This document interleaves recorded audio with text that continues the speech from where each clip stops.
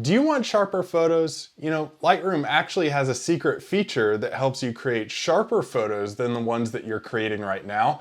The good news is that there's no other software to learn, and you can do it all within Lightroom with one simple fix. So in this video, I'm going to be unlocking that tool for you on creating sharper photos, showing you the before and after of what it actually does so that you can start creating the crispiest, sharpest landscape photos of your life coming up. In the end, don't you just want to love your photography?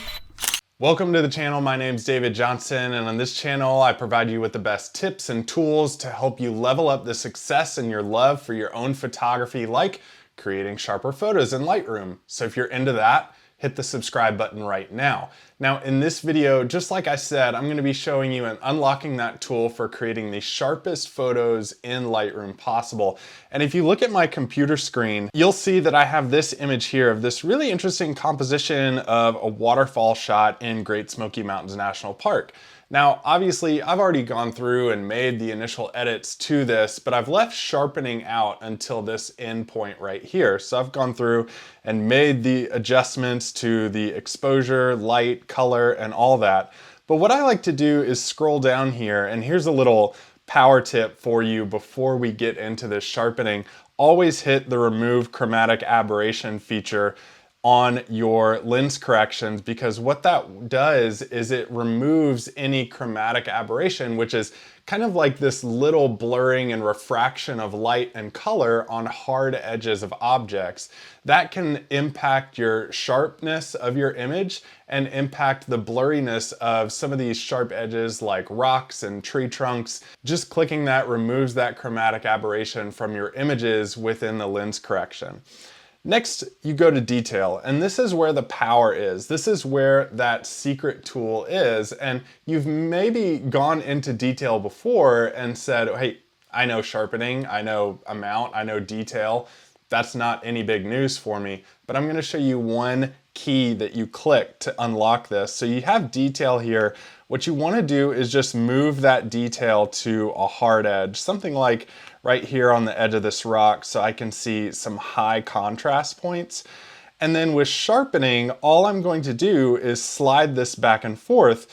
But the caveat here is, and this is where this power of this hidden tool comes in, is you're going to hold down your Alt or Option key to unlock this feature. So if I hold down Alt or my Option key, if you're using a Mac, you can see that this little slider, when you start going up and down, turns to black and white. This helps me see how much detail that I'm putting into these edges. And as I slide this up and down in the detail window, you can see how that's affecting some of these textured spots of these rocks. Remember, editing in landscape photography is all about the subtle detail of things. How much subtle detail can you bring out of textures, contrast points, little features like the edge of this rock. So I'm just going to hold down, again, Alt or Option, and slide this up while I'm holding that down to something right at about, like, let's say 48. That looks about good.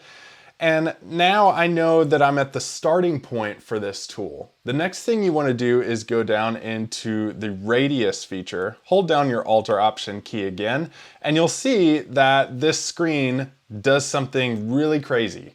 So basically what this does is it creates a different window for us to see that's almost like a masking feature in Photoshop.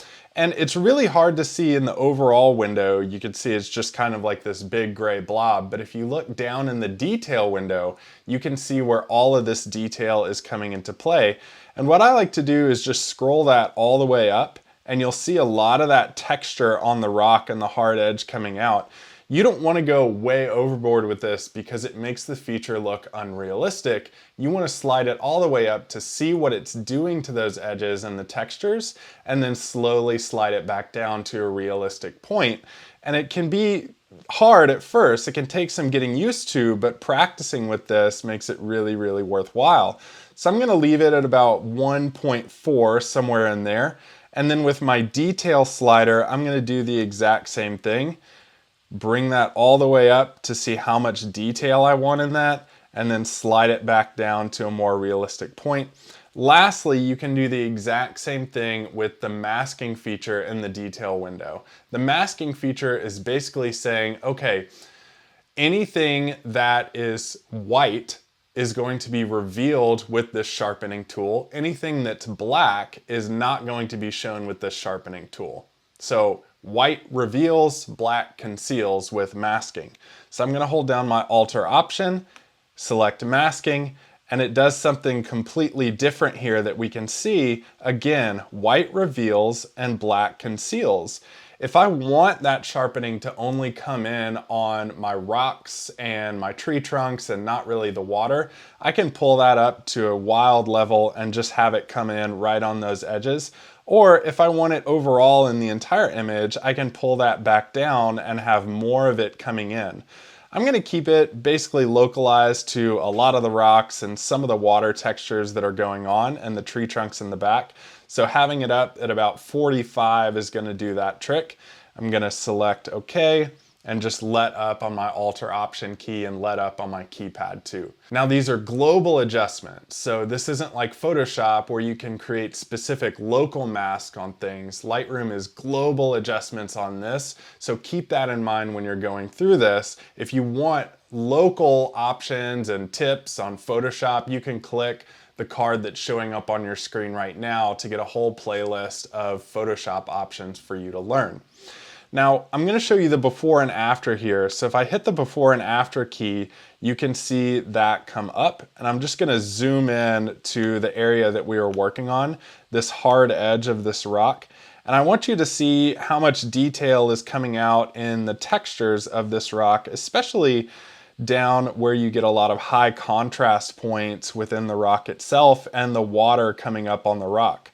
You can see on the left side, it's a little bit more blurry, and on the right side, you get these crisp edges with these hard contrast points. So you can see just viewing it the before and after, even though this is a subtle detail fix, there's gonna be a lot of impact that this can have, especially when you blow your photos up to a big print or view it on a really high detail screen and you're starting to display your images in that way. So to see another area of detail in this, I just want to go back here to these trees where else I had it. And you can see that just on these leaves, they come out a little bit more. And there is some color difference there based on the edits that I made. But for the most part, you're seeing a lot more crispy line and edge, especially if you take, for example, these trees right here, these leaves, and how they appear over on the left side right here.